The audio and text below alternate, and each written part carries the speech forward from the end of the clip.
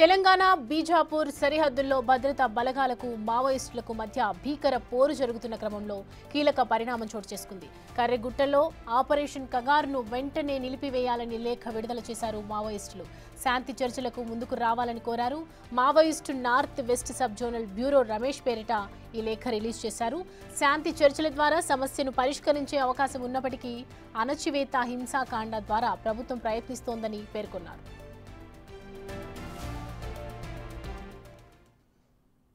ఈ అంశానికి సంబంధించి పూర్తి డీటెయిల్స్ మా ప్రతినిధి భాస్కర్ అందిస్తారు. భాస్కర్, మావోయిస్టులు రాసినటువంటి లేఖను ఏ విధంగా చూడాలి? నిన్న కూడా కొంతమంది మావోయిస్టులను పోలీసులు దగ్గరికి లొంగిపోయినట్లుగా కూడా తెలిసింది మనకి. ప్రజెంట్ దానికి సంబంధించి కొన్ని వీళ్ళు డబ్బులు కూడా ఇవ్వటము, కౌన్సిలింగ్ కూడా ఇవ్వటం జరిగింది. సో ప్రజెంట్ దాని దృష్ట్యానే ఇవాళ లేఖ రాశారంటారా?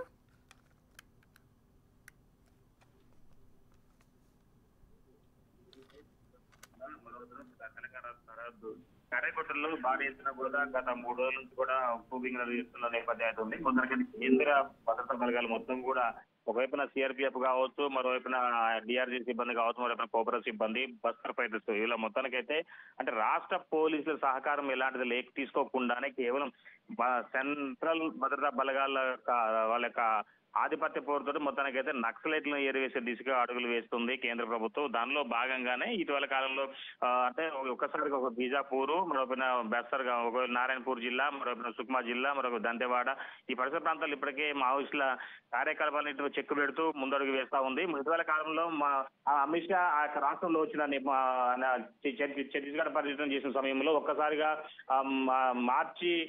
వచ్చే సంవత్సరం మార్చి నెల వరకు కూడా మొత్తానికైతే ఈ మావోయిస్టులను మాపేందుకు అడుగులు వేస్తుందంటూ కూడా ఆయన డేట్తో సహా చెప్పిన నేపథ్యం అయితే ఉంది. దానిలో భాగంగానే ఇప్పటికీ అంటే మరోవైపున మావోయిస్టులు ఎదురుగా ఘటనలు తట్టుకోలేక ఒకవైపున వాళ్ళు తావరం మార్చే విధంగా అబుజ్మడ్ అడవుల నుంచి మరోవైపున తెలంగాణ రాష్ట్రంలో వ్యాపించి ఉన్నటువంటి ములుగు జిల్లా వైపు కూడా కర్రెగుట్టల ప్రాంతం తలదాచుకున్న పక్కా సమాచారం నేపథ్యంలోనే ఆ ప్రాంతంలో కూడా మొత్తానికైతే మావోయిస్టులను చెక్కిపెట్టే విధంగా అన్ని ఆ కర్రెగుట్టల మొత్తాన్ని కూడా భద్రతా సైనికులు మొత్తం కూడా చుట్టుముట్టారు. ఫలితంగా చూసుకుంటే మాత్రం ఇప్పుడు మరలా ఒక్కసారిగా అక్కడ కొంతమంది మావోయిస్టులు ఉన్నారనే సమాచారం నేపథ్యంలో వాళ్ళంతా కూడా ప్రత్యేకమైన టెక్నాలజీ సహాయంతో ఐడెంటిఫై చేస్తున్న నేపథ్యం ఉంది. అయితే ముందే ప్రమాదాన్ని గ్రహించినటువంటి మావోయిస్టుల ముఖ్య నేతలు మొత్తం కూడా రూపేష్ కమిటీ పేరు మీద మొత్తానికైతే శాంతియుత చర్చలకు ఛత్తీస్గఢ్ ప్రభుత్వంతో పాటుగా ఒరిస్సా ప్రభుత్వం, మరో వైపున అంటే మహారాష్ట్ర, మరో తెలంగాణ ప్రభుత్వం కూడా సహకరించాలంటూ కూడా లేఖ విడుదల చేసిన నేపథ్యం అయితే ఉంది. ఇటీవల కాలంలో భారీ ఎత్తున కూడా మావోయిస్టులు సానుభూతి పరులు కావచ్చు, మరి పీపుల్స్ సంబంధించిన నేతలు కావచ్చు మొత్తానికైతే లొంగిపోతున్న నేపథ్యం అయితే ఉంది. ఫలితంగా చూసుకుంటే ఇంకా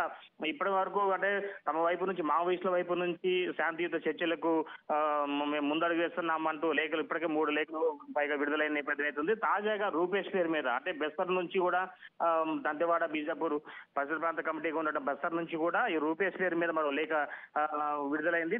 దీని సారాంశం కూడా టోటల్ గా తాము శాంతియుత చర్చలకు కట్టుబడి ఉన్నాము, అటువైపు నుంచి ప్రభుత్వం నుంచి కూడా ముందడుగు వేయాల్సిందేనంటూ కూడా చెప్తున్నాం. మరొక పీస్ కమిటీకి సంబంధించి వాళ్ళు కూడా ఇప్పటికే ఈ యొక్క హింసను ఆపాలంటూ, నరమేధాన్ని మొత్తం తగ్గించాలంటూ ఏదైతే నక్సలైట్ ఎన్కౌంటర్ జరుగుతుందో ఆ ఎన్కౌంటర్ కూడా ప్రస్తుతం చెప్పి శాంతియుత చర్చలకు ముందుకు రావాలంటూ ఇరువురిని కూడా కోరుతున్న నేపథ్యం అవుతుంది. ఫలితంగానే ఒకవైపున పీస్ కమిటీ చెప్తుంది, మరోవైపున నక్సలైట్కి సంబంధించిన ముఖ్య కమిటీ నేతలు కూడా అంటే కాస్త సమయం పడుతుంది.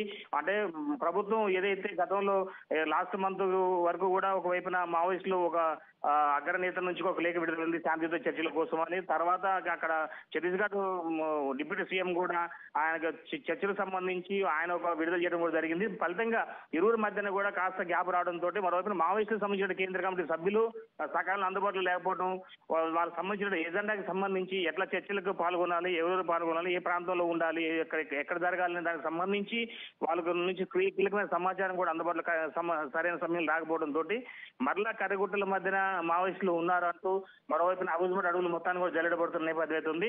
ఒకవైపున మావోయిస్టులు కేంద్ర కమిటీ నుంచి కూడా ఇబ్బంది అయితే నేపథ్యంలోనూ ఒకవైపున శాంతియుత చర్చలు జరగాలంటూ కూడా రూపేష్ ఆధ్వర్యంలో ఒక లేఖ విడుదలైంది. Right Bhaskar, thanks for the updates.